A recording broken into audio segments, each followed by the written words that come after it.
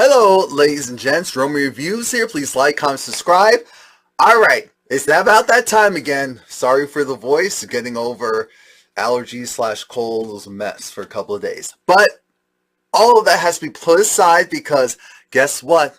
Love and Hip Hop New York is back. The original is back, and it looks like they're trying to make it feel more like how it used to feel before it went to full tomfoolery, which I can appreciate because I was a fan of how like the Chrissy and Cambella era and Yandy and Olivia. So if they're going to give us more of that going forward, cool, cool. The episode starts off with it being narrated by Joe Budden himself. It's nice to see Joe Budden in a different light. When I see it in a different light, I listen to his podcast, and he's doing very well for himself. So I'm extremely happy for him. I'm happy for the glow up. I'm happy that he's on this show, happy and healthy, his dang self. And so we're going to get his main storyline for this episode out of the way.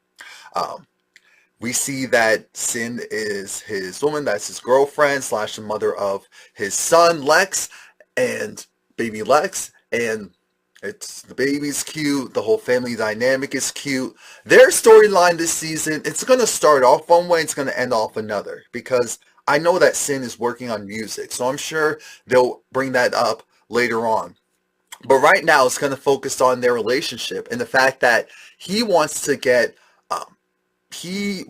to work, do his thing as he's been doing, and Sin had the baby. And so it seems like right now, look, aside from him being tired, also maybe looking at her like maybe you just need to chill out for a while, Sin wants to go have hanky-panky, wants to go and do it. She wants to feel more so like herself again. And part of the reason why that's not happening is because her boyfriend, the father of her child, he just kind of wants her to chill. We're not going to do it like 5-6 times a day like we used to in the beginning. At some point, it's going to slow down, but she's young. So I think Sin's my age. So she's just like, really? We're slowing down already? I had a kid, but I'm still me type of thing. So, and that comes into a boil. At some point, we see that Rory and Mal, Savon, all of them, they were doing a taping in New York for their podcast live, and she was there, and it was cute because she asked, is she the best relationship he's ever had? That's a trick question. Of course it is. Of course it is. But the problem is, after he was done working taping, she got them a hotel room, and she said, let's go. Let's have some fun. Joe didn't want to do that. He said, let's go home. Let's be with the kid. Their son is with her mom, so that's why she was trying to figure out, why can't we just go and have some fun? Why can't we just go and do it? I said, this is so New York. Because they're in an Uber XL, mind you, with the windows rolled down, which I'm thinking, none of this makes any sense. First of all, that's bad for sound quality, but whatever. They weren't going fast enough. Here comes a guy who, I forgot what it's called. The guys on the bikes and they have the attachment in the back so that people can ride along in it. Yeah. The guy was right next to us like, oh, you guys need a ride? I said, oh, that guy wants camera time. That's what that is because no, we're in a car. And even Joe's like, we're in a car. So then she tells him to stop the car, and he's trying to get her while she's just walking away because she's over it. She's like, you know what? When you want to go and essentially be in this relationship with me again, we can go. I said, oh, here we go. Aside from that, let's get to the foolery. Let's talk about Safari. So Safari, I'm not sure when they started filming, but I guess it was around the time of his performance at Dykeman. I'm going to get my hair done today. His performance at Dykeman. So he was saying he was super amped, super excited to do the performance. And then it happened, but as we know, the performance already happened, so he's just doing a reenactment. Dykeman, for people who don't know New York or just don't know the Dykeman area, it's a real street hood area in the sense where you can't, if you're a cornball, then fine, be a cornball. But you can't be a cornball and act like your big mom. That's what Safari was doing. He had this song, Honey on this, and he thought, oh, let me go and perform at this game in Dykeman. It'll be cool. And then he performed, and as we know, as we saw on social media, it was a mess. It was a mess. It was atrocious. It was an atrocity. And Safari got booed. He got food thrown.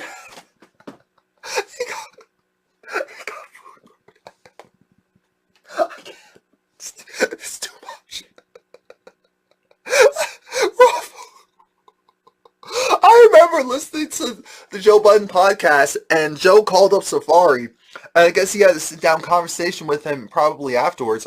Apparently, this was all around the same time as recording. Fine. If this is how we need to craft the storyline, fine. But Joe brought Safari to his house, and for those of you who don't know, Joe has a really nice house in, I'm not going to say exactly where, but it is in New Jersey. It's really nice. But Safari was saying, look, I wasn't doing anything stupid prior to that. I started performing, and they started to throw the raw food at me, even though I wasn't doing anything wrong.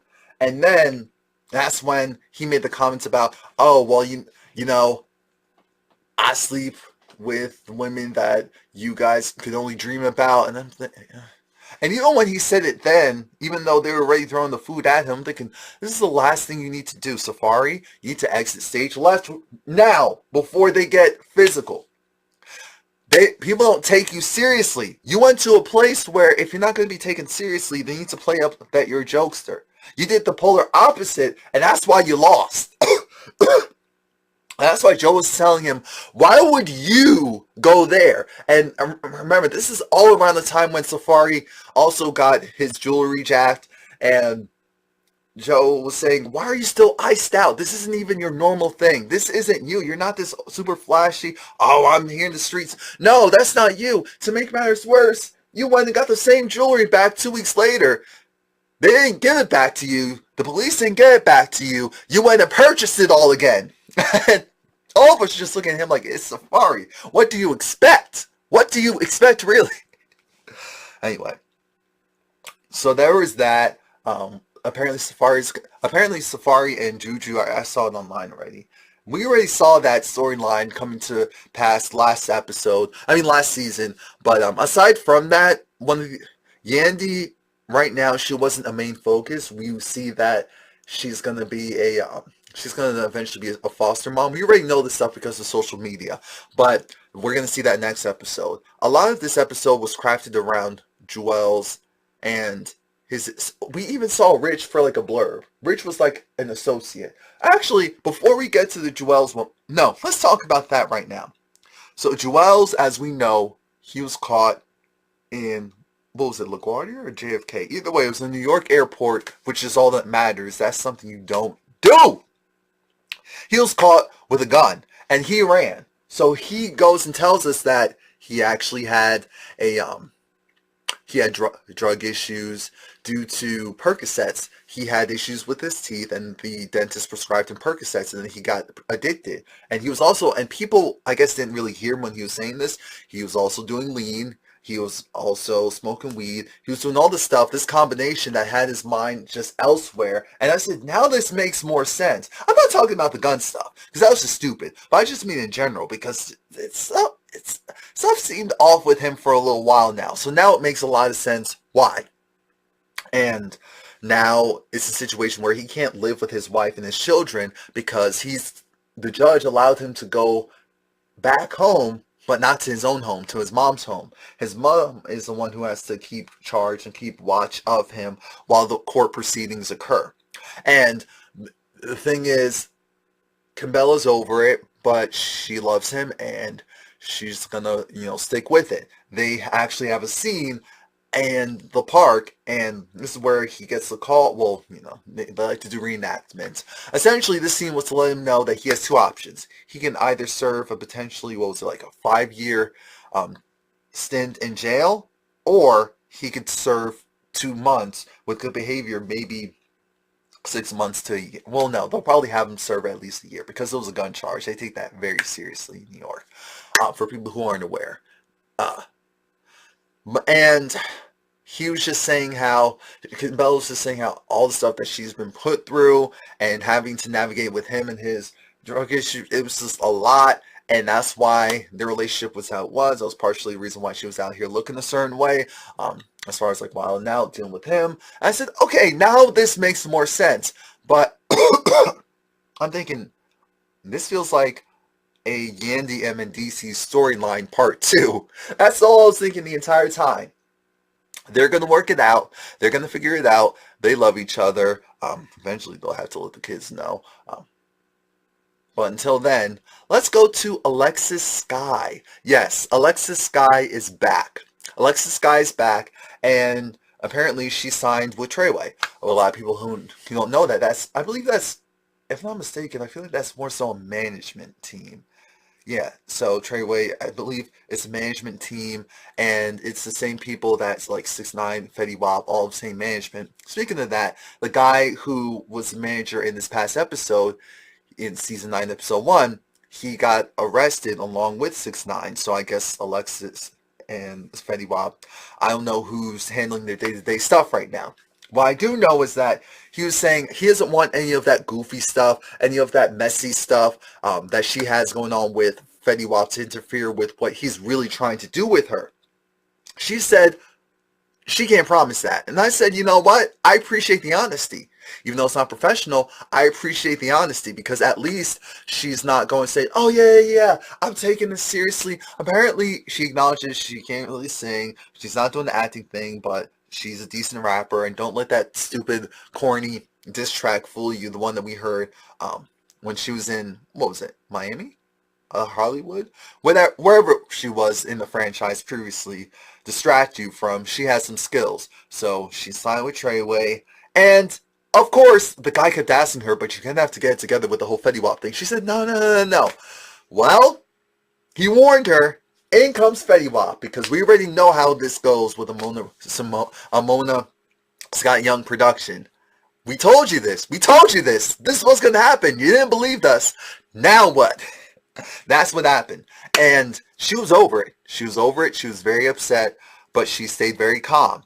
She said that she had a lot of health complications. And he said, and I was actually there for you during that. And she said, yes, you were, which is why I was confused as to why you dipped and you're not claiming my child as your own. Now, he never said that she was lying about that portion, which really confused me, because I'm thinking, okay, so what's going on here? Maybe he hurts himself in the streets and that's why, but he doesn't even want to do a DNA test, which is the confusing part. She said, why don't we just go and do a DNA test, or why don't you just go and acknowledge that, yes, that is your baby, you have other kids, you claim your kids, you're around your kids, so why is it this one is so different?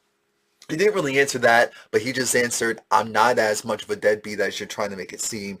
So she said, you know what, I'm done. The conversation's going in circles. We'll see what happens there. I said, okay, all right. And I was wondering, okay, this is cute and all, but where's the rest? Because Remy and Papoose, we know they're going to be a part of it, but we didn't see much of that. We know Juju's on the show, but we didn't see her. Yandy, this is the first episode, so they're easing us into the foolishness. But we do see that Jacquay is back, and he's no longer with Cayenne. And they had some, I shouldn't say they. Cayenne was very upset, and she said certain things about Jacquay that I guess I won't repeat, because no one really picked it up, so I'm not going to be the one to go and be like, wow, what do you think of what she said? No, we'll just see what happens, because we know how this show goes. I'm sure she'll be popping up at some point just to maybe say her piece, unless they're not doing that type of stuff anymore, which would kind of be nice. If there's anything else I forgot, just let me know. But yeah, so this was my review of Love and Hip Hop New York Season 9, Episode 1. I hope you enjoyed. Like I said, my voice should be back to full capacity next time. And when I say next time, I mean, excuse me, I mean, that shouldn't be happening next week. Thank you.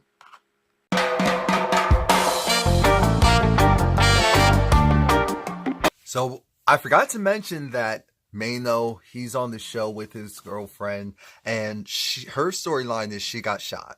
She got shot at one of his performances, and ever since then she's had PTSD due to that.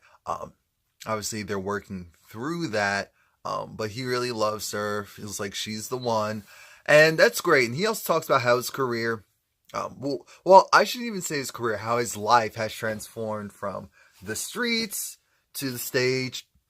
But sometimes those two things still intersect.